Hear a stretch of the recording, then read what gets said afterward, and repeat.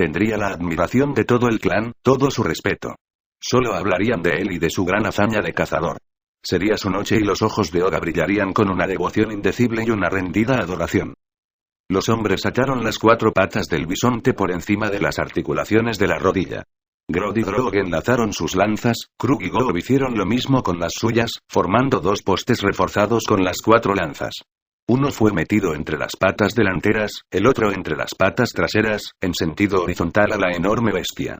Brun y Broud se pusieron a ambos lados de la cabeza velluda y cogieron un cuerno con una mano, quedando la otra libre para sostener la lanza.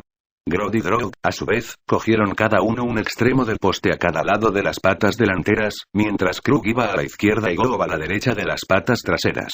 A una señal de su jefe, los 6 hombres echaron a andar, medio alzando y medio arrastrando al enorme animal por las llanuras cubiertas de hierba. El viaje de regreso a la cueva llevó mucho más tiempo que el de ida. Los hombres, a pesar de su fuerza, se cansaban bajo el peso mientras cargaban con el bisonte a través de la estepa y contrafuertes arriba. Oga estaba en observación y vio, muy lejos, abajo en el llano, que regresaban los cazadores. Cuando se acercaron a la cresta, el clan les esperaba y se unió a ellos en tropel para acompañarlos durante el último trecho hasta la cueva, caminando junto a ellos en una aclamación silenciosa. La posición de Broud al frente de los hombres victoriosos anunciaba que él había cobrado la pieza. Incluso Ayla, que no podía comprender lo que estaba pasando, se sentía presa de la excitación que impregnaba el aire. Capítulo 06. El hijo de tu compañera se ha portado bien, Brun. Ha sido una matanza limpia y buena, dijo Zoug mientras los cazadores depositaban al animal sobre el suelo delante de la cueva. Tienes un nuevo cazador del cual sentirte orgulloso. Ha mostrado valentía y un brazo fuerte, expresó Brun por medio de gestos. Puso la mano en el hombro del joven. Los ojos le brillaban de orgullo. Broud se esponjaba con aquel cálido halago. Zoug y Dorf examinaron con admiración al joven y potente toro, sintiendo una punzada de nostalgia por la excitación de la cacería y la emoción del éxito, olvidándose de los peligros y desilusiones que formaban parte de la ardua aventura que constituía la caza mayor. Como ya no podían cazar con los hombres más jóvenes y no querían quedar al margen de todo, los 2 viejos habían pasado la mañana explorando las laderas boscosas en busca de presas pequeñas. Ya veo que Dorf y tú habéis hecho buen uso de las ondas. He olido la carne asada desde la mitad de la cuesta, prosiguió Brun. Cuando estemos instalados en la nueva cueva, habrá que buscar un sitio para practicar. El clan se beneficiaría si todos los cazadores tuvieran la misma habilidad que tú con la onda, Zoug. Y no falta mucho para que Born necesite entrenamiento. El jefe tenía conciencia de la contribución que seguían haciendo los ancianos a la subsistencia del clan, y quería que lo supieran. Los cazadores no siempre tenían éxito. Más de una vez la carne fue obtenida gracias a los esfuerzos de los ancianos, y durante las fuertes nevadas del invierno había ocasiones en que se conseguía más fácilmente carne fresca con ayuda de una onda. Proporcionaba un cambio agradable en su dieta invernal de carne seca en conserva, especialmente al final de la temporada, cuando las provisiones congeladas procedentes de las últimas cacerías del otoño llegaban a su fin. No hemos conseguido nada comparable a ese joven bisonte, pero sí unos cuantos conejos y un castor muy gordo. La comida está lista, solo estábamos esperando vuestro regreso, expresó Zoug con un gesto. He visto cerca de aquí un calvero llano que podría servir como campo de prácticas. Zoug, que vivía con Grog desde que murió su compañera, había estado perfeccionando su habilidad con la onda desde que abandonó las filas de los cazadores de Brun. La onda y las boleadoras eran las armas que más les costaba dominar a los hombres del clan. Aunque sus brazos musculosos, de fuerte osamenta y ligeramente encorvados, tenían una fuerza tremenda, podían llevar a cabo tareas tan delicadas y precisas como arrancar lascas del pedernal. El desarrollo de sus articulaciones, en especial la manera en que músculos y tendones estaban unidos a los huesos, les proporcionaba una destreza manual precisa unida a una fuerza increíble. Pero había un inconveniente. El desarrollo mismo de las articulaciones condicionaba el movimiento del brazo. No podían formar un arco completo, de oscilación libre, lo cual limitaba su capacidad para lanzar objetos. Lo que debían pagar a cambio de su fuerza no era un buen control sino el apalancamiento. Sus lanzas no eran una jabalina para lanzamientos a distancia, sino más bien un venablo que se lanzaba desde cerca con gran fuerza. El entrenamiento con la lanza o la maza era poco más que desarrollar unos músculos poderosos, pero aprender a emplear la onda o las boleadoras llevaba años de práctica y concentración. La onda, una tira de cuero flexible unida en los dos extremos y a la que se hacía girar alrededor de la cabeza para darle impulso antes de soltar el canto redondo alojado en el recipiente abultado del medio, exigía un gran esfuerzo, y Zouk se enorgullecía de su habilidad para lanzar el canto con precisión. También le enorgullecía que Brun contara con él para adiestrar a los jóvenes cazadores en el uso del arma.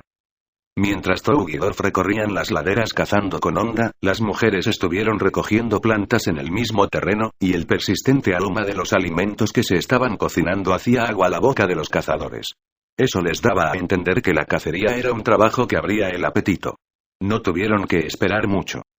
Los hombres descansaron después de la comida, satisfechos y relatando una y otra vez los incidentes de la excitante cacería, tanto para su propio placer como para que se enteraran Zouk y Dorf.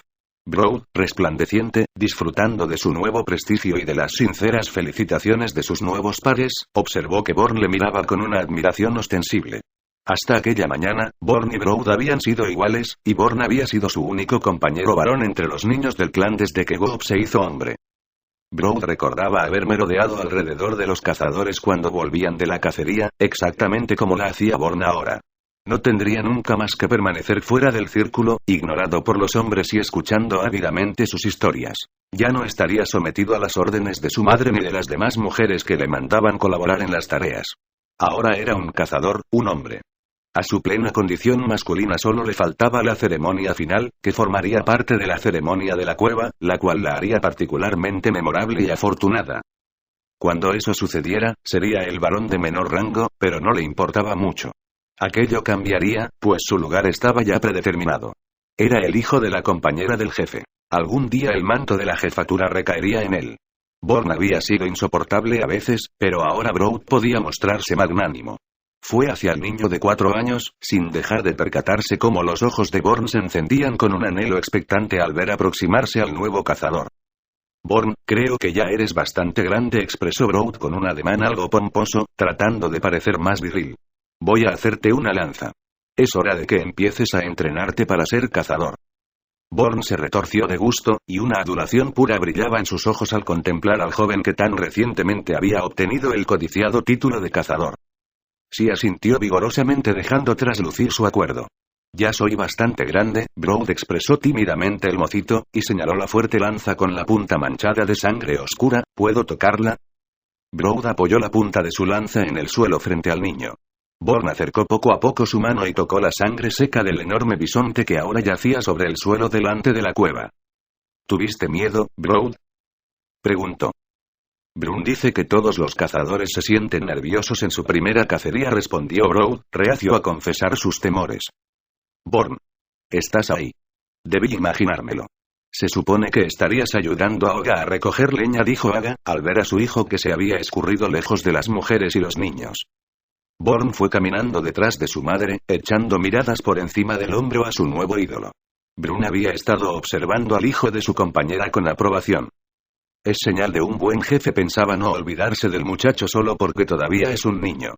Algún día Born será cazador, y cuando Broud sea jefe, recordará un gesto amable que tuvo con él de niño. Broud observó a Born mientras este seguía a su madre arrastrando los pies. El día anterior mismo Ebra había ido a buscarle a él para que ayudara en las tareas, recordó. Echó una mirada a las mujeres que estaban cavando un hoyo y sintió el deseo de alejarse para que su madre no le viera, pero entonces advirtió que Oga estaba mirándole. Mi madre no puede seguir diciéndome lo que debo hacer. Ya no soy un niño, soy un hombre. Ella me tiene que obedecer ahora, pensaba Broud hinchando algo el pecho. ¿Me tiene, no me tiene? Y Oga está mirando. Ebra. Tráeme agua para beber. Ordenó imperiosamente, fanfarroneando delante de las mujeres. Casi esperaba que su madre le mandara a él por leña. Técnicamente no sería hombre hasta después de la ceremonia de su virilidad. Ebra alzó la mirada hacia él y sus ojos se llenaron de orgullo.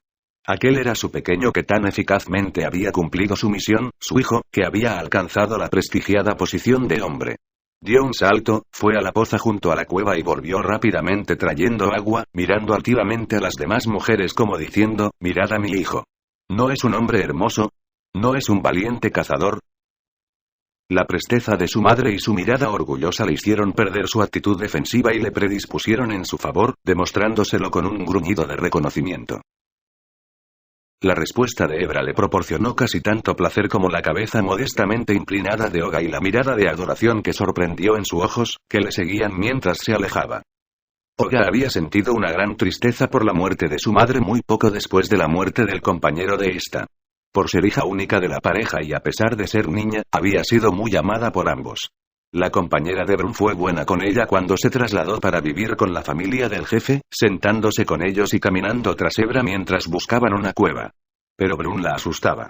Era más serio que el compañero de su madre. Su responsabilidad pesaba duramente sobre sus hombros.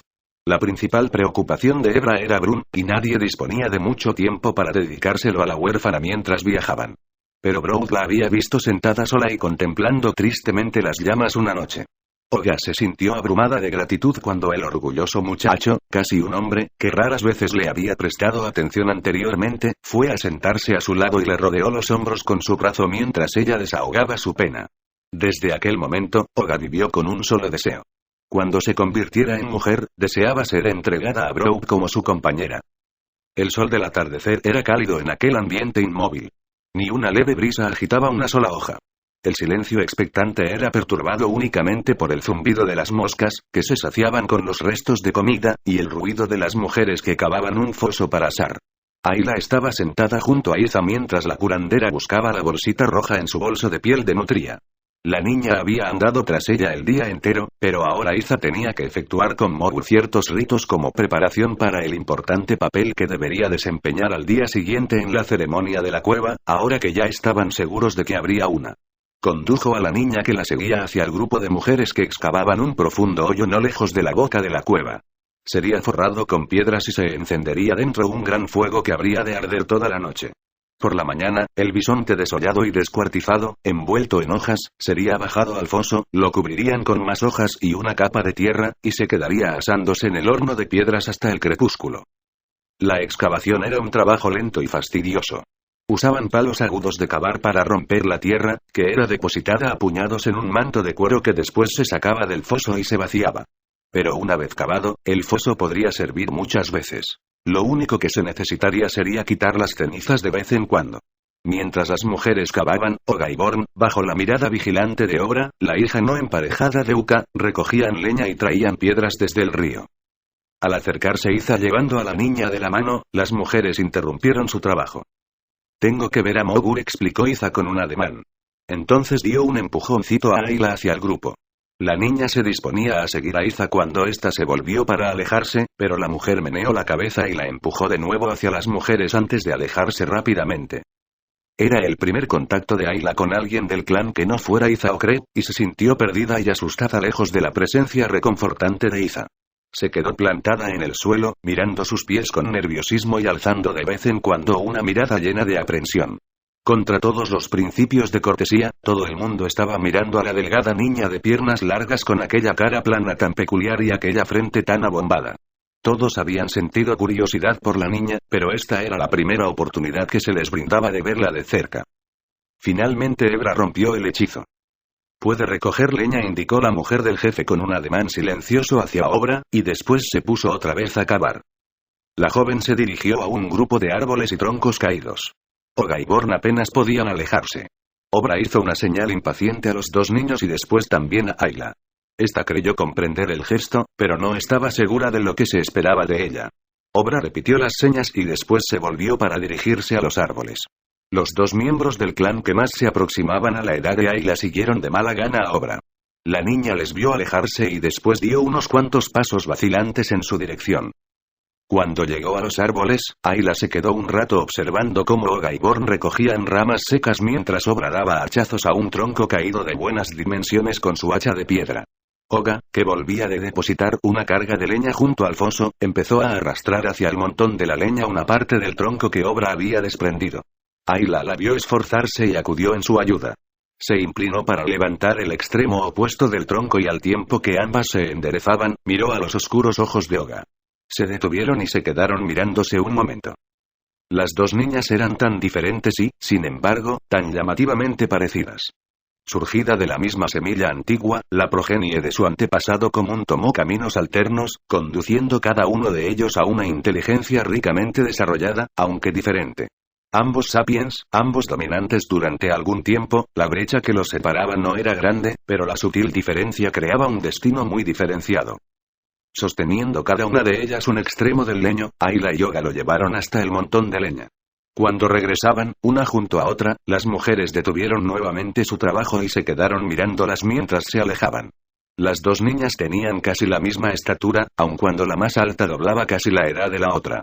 Una era esbelta, de extremidades rectas y cabellos claros. La otra, regordeta, de piernas arqueadas, más morena. Las mujeres las compararon, pero las niñas, como pasa en todas partes con los niños, olvidaron pronto sus diferencias. Compartir facilita la tarea. Antes de terminar el día ya habían encontrado la manera de comunicarse y de incorporar un elemento de juego al trabajo. Aquella noche se buscaron y se sentaron juntas para cenar, disfrutando el placer de una compañía más en consonancia con su estatura. Iza se alegró de ver que Oga aceptaba a Ayla y esperó hasta que hubo oscurecido para llevarse a la niña a la cama. Se siguieron con la mirada al separarse, después Oga se volvió y fue hasta sus pieles junto a Ebra. Hombres y mujeres seguían durmiendo separados. La prohibición de Mogur no se retiraría antes de que se mudaran a la cueva. Iza abrió los ojos al sentir el primer destello del alba. Se quedó quieta, escuchando la melodiosa cacofonía de los trinos, los gorjeos, gorgoritos y silbidos de las avecillas al saludar al nuevo día. Muy pronto, se decía, abriría los ojos entre murallas de piedra. No le importaba dormir fuera mientras el tiempo fuera clemente, pero anhelaba la seguridad de la cueva. Sus pensamientos la llevaron a recordar todo lo que tendría que hacer aquel día, y pensando en la ceremonia de la cueva con excitación creciente, se levantó rápidamente. Kreb estaba ya despierto. Iza se preguntó si habría dormido. Seguía sentado en el mismo lugar en que le dejó la noche anterior, contemplando el fuego en un silencio meditativo. Empezó a calentar agua y cuando le llegó su infusión matutina de base de menta, alfalfa y hojas de ortiga, ya estaba Ayla sentada junto al hombre tullido. Iza preparó a la niña un desayuno con restos de la cena de la noche anterior. Los hombres y mujeres no probarían bocado ese día hasta el banquete ritual. Al terminar la tarde, deliciosos aromas se desprendían de los diversos fuegos en que se guisaban los alimentos e impregnaban el área próxima a la cueva. Ya se habían desempaquetado los utensilios y demás cacharros para cocinar que habían recuperado de su antigua cueva y habían sido transportados en paquetes por las mujeres. Para sacar agua de la poza y como ollas y recipientes para cocer y guardar alimentos se usaban canastos tupidamente trenzados a prueba de agua, hechos con arte, de textura y diseños sutiles, creados mediante leves cambios en el tejido. Los cuencos de madera se empleaban de manera similar. Huesos de costilla servían para revolver, anchos huesos pélvicos cumplían funciones de platos y fuentes, junto con delgadas secciones de troncos. Los huesos de la quijada y de la cabeza servían de cucharas, tazas y tazones. Cortezas de abedul pegadas con goma balsámica, reforzada en algunos puntos con un nudo de tripa estratégicamente colocado, eran dobladas de distintas formas para muchos usos. En una piel de animal, suspendida de un marco sujeto por correas encima de un fuego, hervía un sabroso caldo. Se vigilaba constantemente para que el líquido no mermara demasiado. Mientras el nivel del caldo estuviera por encima del nivel que alcanzaban las llamas, se mantendría la temperatura de la olla de cuero suficientemente baja para no quemarse. Ayla miraba cómo Uka revolvía trozos de carne y hueso del cuello del bisonte que estaban cociéndose con cebolla silvestre, fárfara salada y otras hierbas. Uka lo probó y después agregó tallos de cardo, hongos, capullos y raíces de lirio, berros, brotes de bencetósigo, pequeños ñames verdes, arándanos traídos de la otra cueva y flores marchitas de los lirios del día anterior, para espesarlo. Las duras y fibrosas raíces viejas de la espadaña habían sido machacadas para quitarles las fibras. Se añadieron arándanos secos que habían traído consigo y granos resecos y molidos al almidón resultante, que se asentó en el fondo de las canastas de agua fría. Rebanadas de pan oscuro y plano, sin levadura, se cocían sobre piedras calientes cerca del fuego.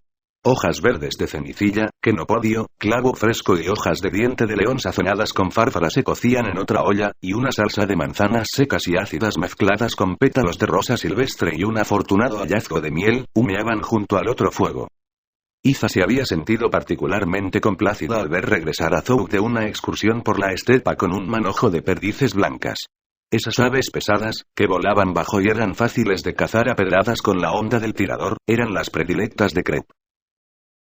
Rellenas de hierbas aromáticas y de verduras comestibles, que anidaban sus huevos enteros y envueltos en hojas de vid, las sabrosas aves estaban cocinándose en un hoyo más pequeño forrado con piedras. Liebres y gigantescas marmotas, desolladas y atravesadas por brochetas, se asaban sobre carbones ardientes, y rojos montones de diminutas fresas silvestres brillaban al sol. Era un banquete digno de la ocasión. Ayla no estaba segura de poder esperar. Había estado vagando sin rumbo todo el día alrededor del área de la cocina. Iza y Creb andaban casi todo el tiempo de un lado para otro, y cuando Iza estaba cerca, tenía que hacer. También Oga estaba trabajando afanosamente con las mujeres, preparando el festín, y nadie tenía tiempo ni deseos de preocuparse por la niña. Después de escuchar unas cuantas palabras ásperas y de algunos empujones no muy amables de las atareadas mujeres, procuró mantenerse fuera del ajetreo. Cuando las largas sombras del sol crepuscular se extendieron sobre la tierra roja delante de la boca de la cueva, una quietud expectante se apoderó del clan.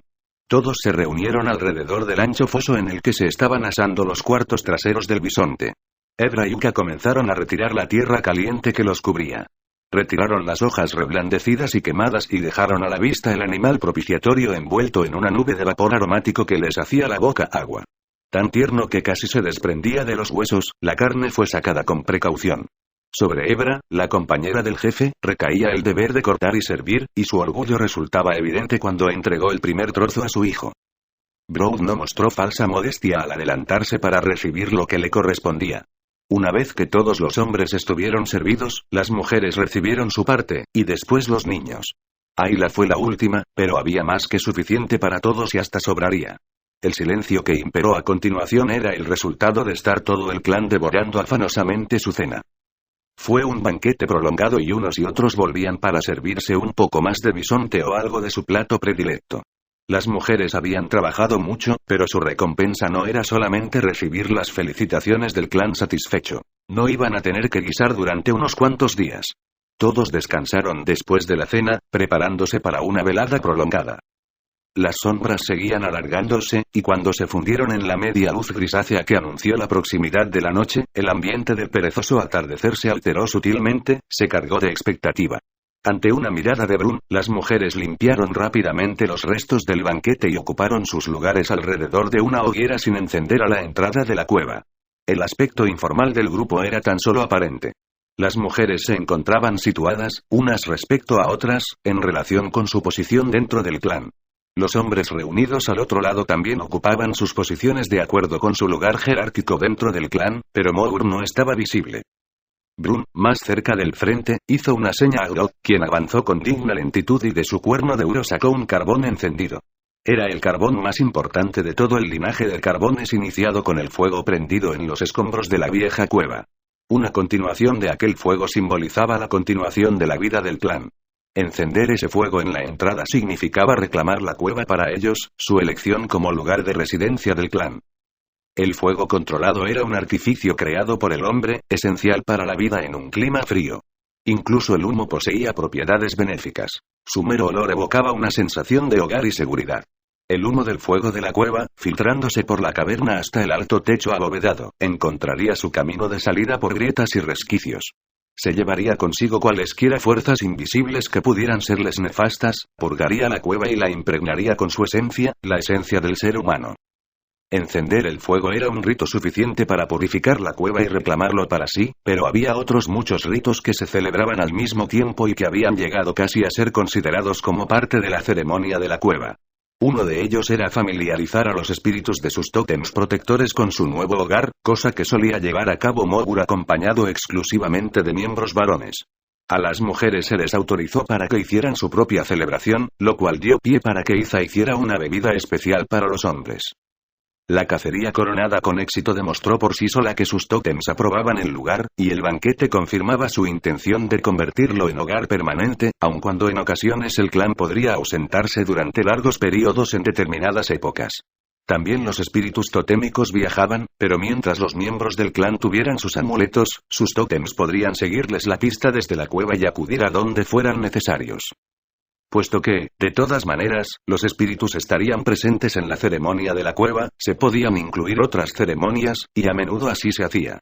Cualquier ceremonia se veía ensalzada por la asociación con el establecimiento de un nuevo hogar y, a su vez, incrementaba el nexo territorial del clan. Aun cuando cada clase de ceremonia tenía su propio ritual que no cambiaba nunca, las ocasiones ceremoniales tenían caracteres distintos, según los ritos que se llevarán a cabo. Mogur, generalmente después de haber consultado con Brun, decidía cómo se desarrollarían las diferentes partes para constituir la celebración total, pero era una cuestión orgánica que dependía de cómo se sintieran. Aquella ceremonia comprendería la ceremonia de la virilidad de Brood, además de otra para nombrar los tótems de ciertos niños, puesto que había que hacerlo y todos deseaban complacer a los espíritus. El tiempo no era factor de importancia, tardarían lo que fuera necesario, pero si se hubieran visto apremiados o en peligro, con encender un fuego habría bastado para que la cueva fuera suya. Con una gravedad justificada por la importancia de la operación, Grodd se arrodilló, puso la brasa ardiente sobre la leña seca y empezó a soplar. Las gentes del clan se inclinaron hacia adelante, ansiosamente, y dejaron escapar sus alientos en un suspiro común al ver cómo las lenguas llameantes lamían los palitos secos en su primer contacto fatal. El fuego prendió y, súbitamente, surgiendo de ninguna parte, una espantosa figura se situó junto al fuego. Las llamaradas parecieron envolverla en su centro. Tenía el rostro enrojecido y coronado por una espantosa calavera blanca que parecía colgar dentro del fuego mismo, sin que la energía radiante transmitida por las volutas ascendentes lo alterara. Ayla no vio la flameante aparición al principio y se quedó boquiabierta al percatarse de su presencia. Advirtió que la mano de Iza estrechaba la suya para tranquilizarla. La niña sentía las vibraciones del golpetear sordo de los palos de las lanzas sobre el suelo y se echó hacia atrás cuando el nuevo cazador brincó frente a las llamas en el momento en que Dorf redoblaba un contrapunto rítmico y agudo en un instrumento de madera, como un enorme tazón apoyado, con la abertura hacia abajo, contra un leño. Brood se agazapó y miró a lo lejos, con la mano cubriéndole los ojos ante un sol imaginario, mientras otros cazadores brincaban para unírsele en una representación de la cacería del bisonte. Su habilidad en la pantomima, refinada durante generaciones de comunicarse mediante gestos y señales, era tan evocadora, que se recreaba la intensa emoción de la caza. Incluso la extraña de 5 años de edad se sentía cautivada por el impacto del drama. Las mujeres del clan, que percibían los más finos matices, se sintieron transportadas a las calurosas llanuras polvorientas. Percibían el tronar de las pezuñas, que hacían vibrar la tierra. Sentían en la boca el polvo sofocante. Compartían la excitación gloriosa de la matanza. Era un privilegio poco frecuente para ellas que se les permitiera echar una mirada hacia la sacrosanta vida de los cazadores. Desde el principio, Brood se encargó de dirigir la danza. Había sido él quien cobrara la pieza y era su noche. Experimentaba las emociones de los demás, sentía cómo las mujeres se estremecían de temor, y él respondía con una actuación más apasionadamente intensa. Brood era un actor consumado y nunca estaba más en su elemento que cuando constituía el centro de la atención. Jugaba con las emociones de su auditorio, y el temblor extático que se apoderó de las mujeres cuando repitió su lanzada final, encerraba una calidad erótica. Mogur, observando desde el otro lado de la hoguera, no se sintió menos impresionado. A menudo veía cómo los hombres hablaban de la cacería, pero solo durante estas ceremonias, poco frecuentes, podía compartir la experiencia de algo tan próximo a lo más álgido de su excitación. El muchacho lo hizo bien, pensó el mago, dando la vuelta alrededor del fuego, se ha ganado la marca de su tótem. Quizá merezca que se le deje presumir un poco. El salto final del joven le situó directamente frente al poderoso hombre de la magia, mientras el ritmo sordamente batido y el contrapunto entrecortado y lleno de tensiones remataban con un floreo. El viejo mago y el joven cazador estaban frente a frente. También Mogur sabía desempeñar su papel. Magistral apreciador del momento oportuno, esperaba, dejando que la excitación de la danza de los cazadores fuera colmándose y que se impusiera un sentimiento de expectación. Su figura voluminosa y torcida, cubierta de una piel de oso, se recortaba sobre el fuego llameante. Su rostro, pintado de ocre, estaba sombreado por su propia estructura, haciendo que sus rasgos constituyeran un borrón indefinible con el ojo asimétrico y ominoso de un demonio sobrenatural. La quietud de la noche solo era perturbada por el fuego que restallaba, una leve brisa que susurraba entre los árboles y la carcajada aullante de una hiena en la distancia. Brood jadeaba con los ojos brillantes, en parte por el cansancio de la danza y en parte por la tensión y el orgullo, pero más aún por un temor creciente, inquietante. Sabía lo que vendría después, y cuanto más tardara más tendría que esforzarse por dominar un escalofrío que era como un temblor. Era hora de que Mogur le esculpiera la marca de su tótem en la carne. No había querido pensar en ello, pero ahora que había llegado el momento, Brood sentía que su temor era de algo más que del dolor. El mago proyectaba un aura que inundaba al joven de un temor mucho más grande. Estaba caminando por la orilla del mundo de los espíritus. El lugar que albergaba seres muchísimo más aterradores que el gigantesco bisonte. A pesar de su fuerza y su volumen, el bisonte era sólido. Al menos, se trataba de una criatura tangible del mundo físico, una criatura con la que el hombre podía vérselas. Pero las fuerzas invisibles, y sin embargo más poderosas, que podrían hacer temblar la tierra, eran algo totalmente distinto. Brood no era el único de los presentes que trataba de disimular un escalofrío cuando el recuerdo del terremoto recientemente sufrido se apoderaba de su mente. Solo los hombres santos, los Mogurs, se atrevían a adentrarse en ese plano insustancial, y el joven supersticioso deseaba que este, el más grande entre todos los Mogures, se apresurara y terminara pronto su prueba. Como en respuesta a la silenciosa súplica de Brood, el mago alzó el brazo y fijó la mirada en la luna creciente. Entonces, con movimientos suaves, comenzó una invocación apasionada. Pero su auditorio no era el clan hipnotizado que le observaba. Su elocuencia se dirigía al mundo etéreo, aun cuando no menos real, de los espíritus. Y sus movimientos eran elocuentes. Poniendo a contribución todos los expedientes sutiles de la postura, todos los matices del gesto, el hombre manco había superado sus limitaciones expresivas. Resultaba más expresivo con su único brazo que la mayoría de los hombres con dos. Cuando terminó, los miembros del clan eran conscientes de que se encontraban rodeados por la esencia de sus tótems protectores y un sinnúmero de espíritus desconocidos, y el escalofrío de Brood se convirtió en un tiritar irrefrenable. Entonces, rápidamente, tan velozmente que unas cuantas gargantas se quedaron sin resuello, el mago hizo surgir de repente un afilado cuchillo de piedra de uno de los pliegues de su manto, y lo sostuvo muy por encima de su cabeza. Bajó raudo el agudo instrumento, hundiéndolo casi en el pecho de Brood. Pero, en un movimiento perfectamente controlado, Mogur se abstuvo de una penetración fatal. En cambio, con rápidos trozos, labró en la carne del joven dos líneas, ambas curvas y en la misma dirección, uniéndolas en un punto que parecía el extremo del cuerno de un rinoceronte. Brood cerró los ojos pero no se arregló mientras el cuchillo le abría la piel. La sangre surgió y empezó a correr, bajándole por el pecho en rojos chorritos. Gob se acercó al mago, sosteniendo un tazón con bálsamo hecho con la grasa derretida del bisonte y mezclada con cenizas antisépticas de madera de fresno. Mogur untó la herida con la grasa negra, cortando la hemorragia y, asegurándose de que se formaría una cicatriz negra. La marca anunciaba a cuantos la vieran que Brood era un hombre. Un hombre que estaría siempre bajo la protección del espíritu del formidable, impredecible rinoceronte lanudo. El joven regresó a su lugar, claramente consciente de la atención que se concentraba en él y disfrutando de ello a fondo, ahora que lo peor había pasado. Estaba seguro de que su valentía y su habilidad en la caza, su interpretación evocativa durante la danza, su aceptación sin vacilaciones de la marca de su tótem, serían tema de animadas comidillas tanto de hombres como de mujeres, y por mucho tiempo.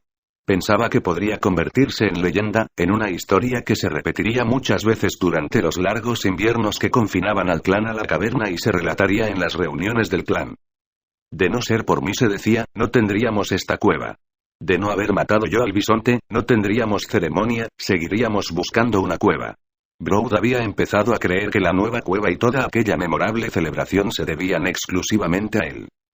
Ayla observaba el ritual fascinada y llena de temor, incapaz de reprimir un estremecimiento ante el temible y voluminoso hombre que apuñaló a Brood y le sacó sangre. Retrocedió cuando Iza la condujo hacia el mago aterrador y vestido de oso, preguntándose lo que le haría a ella. Aga, con Ona en sus brazos, Ika sosteniendo a Borg, también se acercaron a Mogur. Ayla se alegró de que ambas mujeres se alinearan junto a Iza y a ella. Ahora Gob tenía en sus manos un canasto tupidamente tejido y teñido de rojo por las muchas veces que se había usado para contener el ocre rojo sagrado molido en polvo fino y calentado juntamente con grasa de animal para formar una pasta de subido color. Mogur miró, por encima de las cabezas de las mujeres que tenía delante, hacia la media luna allá en el cielo. Gesticuló en el lenguaje oficial sin palabras, pidiendo a los espíritus que se acercaran y observaran a los niños cuyos tótems protectores iban a ser revelados. Entonces, metiendo un dedo en la pasta roja, formó una espiral en la cadera del niño, parecida a la colita rizada del cerdo salvaje. Un murmullo sordo y áspero surgió del clan, mientras todos hacían gestos expresivos de lo apropiado del tótem. Espíritu del jabalí, el niño Borg queda bajo tu protección, expresaron los signos dibujados por la mano del mago mientras pasaba una bolsita colgada de una correa por la cabeza del niño. Ika inclinó la cabeza asintiendo, en un movimiento que significaba que estaba complácida. Era un espíritu fuerte y respetable, y la mujer sentía la exactitud inherente al tótem para su hijo. Entonces se hizo a un lado. El mago volvió a invocar a los espíritus, y metiendo la mano en el canasto rojo que sostenía Goro, trazó un círculo sobre el brazo de Ona con la pasta. Espíritu de la lechuza, proclamaron sus ademanes, la niña Ona está colocada bajo tu protección. Entonces Mogur colgó al cuello de la niña el amuleto hecho por su madre. Una vez más hubo como una corriente subterránea de gruñidos mientras las manos se agitaban comentando el fuerte tótem que protegía a la niña. Aga se sentía feliz. Su hija estaba bien protegida, y además eso quería decir que el hombre con quien se apareara no podría tener un tótem débil. Solo esperaba que no le dificultara demasiado el tener hijos. El grupo se inclinó hacia adelante con interés al ver que Aga se apartaba y que Iza tomaba a Ayla en brazos.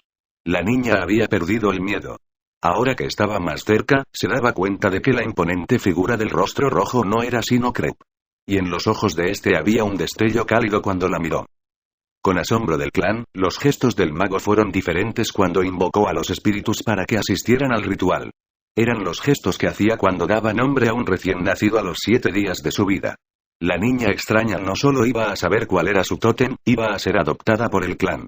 Metiendo el dedo en la pasta, Mogur trazó una línea desde el medio de la frente, el lugar donde la gente del clan tenía la unión de los arcos superciliares, hasta la punta de su naricilla.